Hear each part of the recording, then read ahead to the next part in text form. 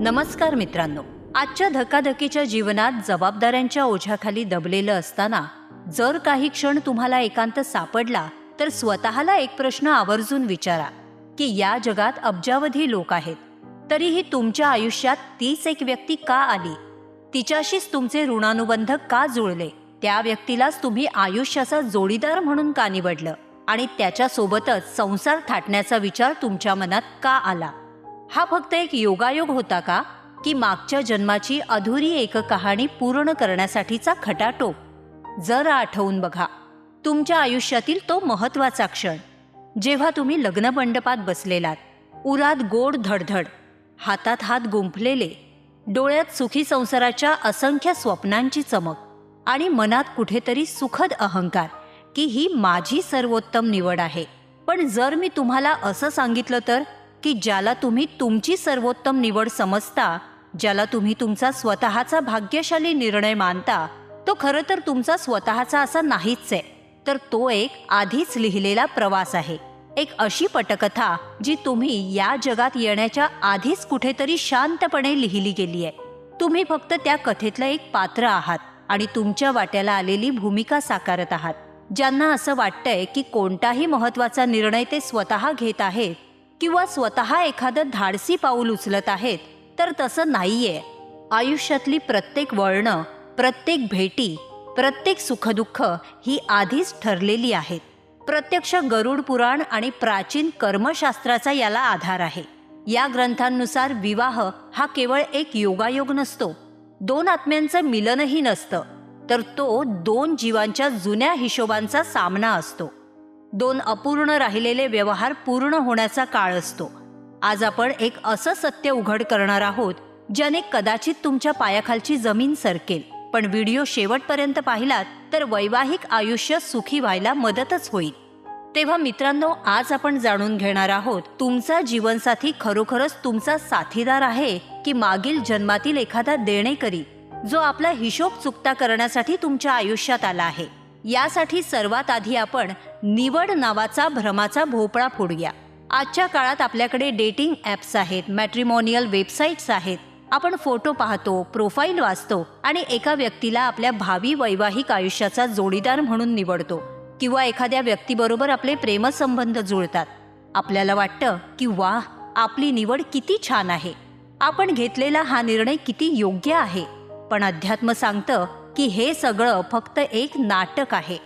पडदा उघडण्याआधीच हे ठरलेलं असतं की कोण कोणासोबत जीवनाच्या मंचावर उभं राहणार आहे.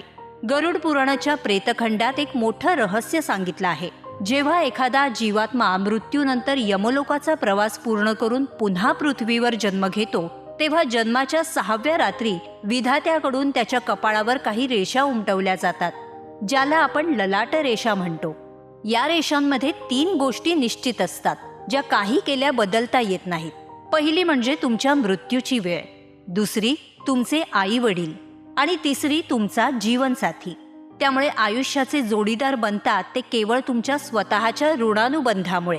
मित्रांनो, ऋणानुबंध हा शब्द नीट समजून घ्या. ऋण म्हणजे कर्ज, अनुबंध म्हणजे बंधन, म्हणजेच जो जुना हिशोब जो अनेक जन्मांपासून अपूर्ण राहत आलेला आहे. थोडा वेळ डोळे मिटून जरा विचार करून बघा. कदाचित मागील जन्मात तुमचं एखाद्या व्यक्तीसोबत घट्ट नातं होतं.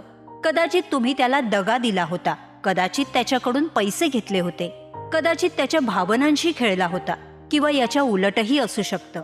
त्याने तुमच्यासाठी खूप केलं, खूप प्रेम दिलं आणि तुम्ही त्याला काहीच परत दिलं नाही किंवा कदर केली नाही. अशा वेळी जेव्हा तुम्ही मरण पावता, तुमचं शरीर इथंच राख होतं, पण तो भावनिक हिशोब, तो अपूर्ण व्यवहार तसाच आत्म्यासोबत चिकटून राहतो.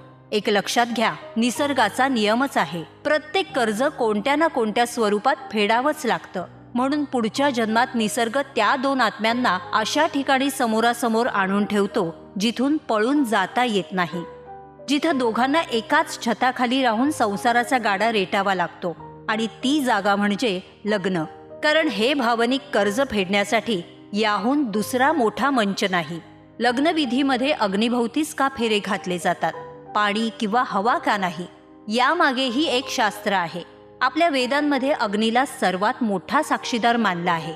अग्नी आपल्या वचनांना देवांपर्यंत पोहोचवतो असा समज आहे. इतकंच नव्हे तर अग्नीला मागच्या जन्मीच्या कर्जाचं प्रतीकही मानलं जातं. जेव्हा तुम्ही त्या 7 फेऱ्यांच्या विधीमध्ये अग्निभोवती फिरता तेव्हा तुम्ही ब्रह्मांडीय शक्तीसमोर एक वचन देता की आम्ही मागील जन्मातील अपूर्ण कर्म या जन्मात एकत्र येऊन पूर्ण करू.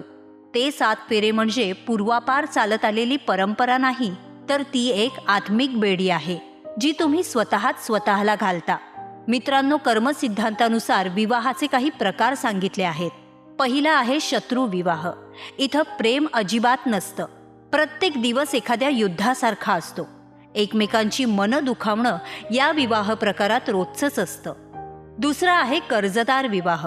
इथं एक व्यक्ती आयुष्यभर कमवत असते, पण दुसरीकडे ती सर्व कमाई जोडीदाराच्या आजारपणात, घोडचुकांमध्ये किंवा वायफळ खर्चामध्ये निघून जाते. तिसरा म्हणजे उदासीन विवाह. इथं ना प्रेम ना द्वेष, दोघंही एकत्र राहतात पण संवाद अजिबात नसतो, जणू एका नावेत बसलेले 2 अनोळखी प्रवासी.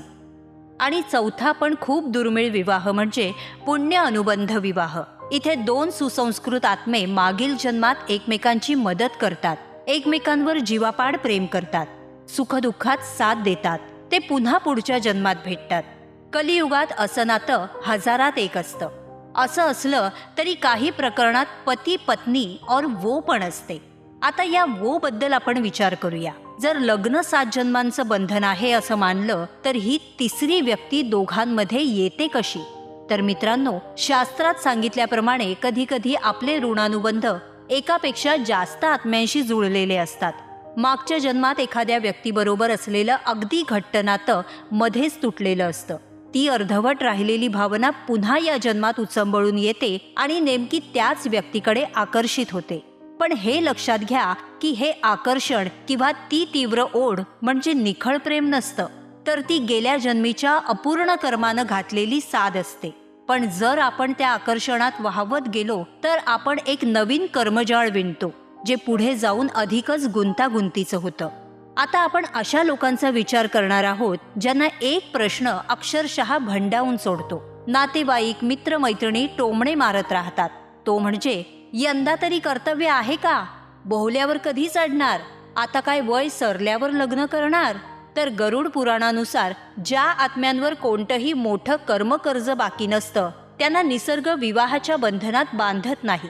त्यामुळे ज्यांचं लग्न झालेलं नाही त्यांनी नाराज होऊ नका, कारण कधी कधी अविवाहित राहणं हे दुर्दैव नसतं, तर ती आत्म्याच्या स्वातंत्र्याची अवस्था असते. शेवटी एकच गोष्ट समजून घ्या, कोणतंच नातं कायमचं नसतं. आपण सगळे जीवन प्रवासी आहोत. काही काळ सहप्रवासी म्हणून सोबत चालायचं आणि मग आपापल्या वाटेनं निघून जायचं. त्यामुळे तुमचा जीवनसाथी कसाही असला, चांगला वाईट, तो तुमच्याच कर्माचा आरसा आहे.